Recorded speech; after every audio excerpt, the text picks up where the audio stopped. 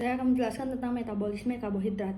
Karbohidrat adalah makromolekul paling melimpah di planet kita, sebagian karena karbohidrat tumbuhan, selulosa, dan pati. Keduanya terdiri dari banyak molekul glukosa terkonjugasi.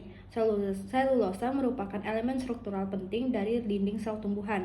Hewan kekurangan enzim yang dapat memecah selulosa menjadi molekul glukosa yang lebih kecil. Namun, mereka dapat memecah pati menjadi molekul glukosa yang lebih kecil. Hewan juga memiliki glikogen, karbohidrat lain yang terdiri dari beberapa molekul glukosa terkonjugasi. Banyak dari kita yang berolahraga atau berolahraga tahu bahwa karbohidrat berfungsi sebagai sumber bahan bakar yang baik selama melakukan aktivitas berat. Sayangnya, kebanyakan dari kita menyadari bahwa konsumsi karbohidrat yang berlebihan dapat dengan mudah membantu kita menambah berat badan tanpa berolahraga. Jadi, kita tahu bahwa karbohidrat dapat dikatabolisme menjadi energi atau ATP atau digunakan untuk fungsi anabolik seperti produksi asam lemak. Nah, karbohidrat dibagi menjadi 3 kelompok besar berdasarkan strukturnya. Yang pertama itu gula sederhana, monokasarida, dan disakarida, seperti glukosa atau sukrosa. Glukosa dan fruktosa, 2 karbohidrat kompleks seperti glikogen, pati, dan selulosa, yang merupakan beberapa molekul glukosa terkonjugasi. Dan juga ada glikokonjugat, yang merupakan bentuk modifikasi glukosa yang terikat secara kovalen pada protein atau glikoprotein, atau lipid atau glikolipid, yang berperan dalam fungsi penting seperti kekebalan dan sebagai komponen membran sel. Tinjauan ini mencakup ketiga kelompok dan menyoroti pentingnya mereka dalam menjaga fungsi fisiologis. Nah, selanjutnya itu ada gambar.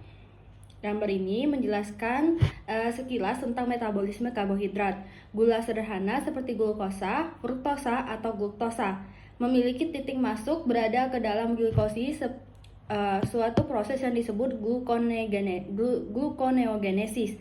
Juga dapat menghasilkan glukosa. Karbohidrat kompleks seperti glikogen juga dapat masuk ke dalam glikolisis. Jalur heksosamin menghasilkan glikoprotein dan glikolipid yang merupakan bentuk modifikasi glukosa yang terikat secara kovalen pada protein atau glikoprotein, atau lipid, glikolipid yang berperan dalam fungsi penting dalam sinyal sebagai komponen membran sel.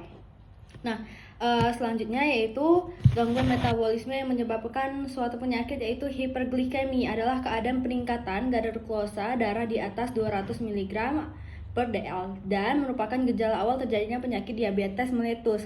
Hiperglikemia sendiri disebabkan tubuh kekurangan insulin. Kadar glukosa darah tergantung pada kemampuan produksi dan sekresi insulin oleh sel beta pankreas.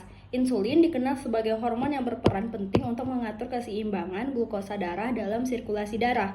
Dengan demikian, ketidakseimbangan antara transportasi glukosa ke dalam sel dengan produksi insulin oleh pankreas menyebabkan terjadinya diabetes mellitus. Nah, diet bagi penderita DM disarankan mengkonsumsi makanan yang mengandung gula rendah, polisakarida, larut air atau PLA, tinggi serat, pangan tidak larut dari air, dan indeks glikemik atau IgA rendah. Konsumsi PLA akan menyebabkan menurunnya efisiensi penyerapan karbohidrat sehingga berpengaruh terhadap menurunnya respon insulin.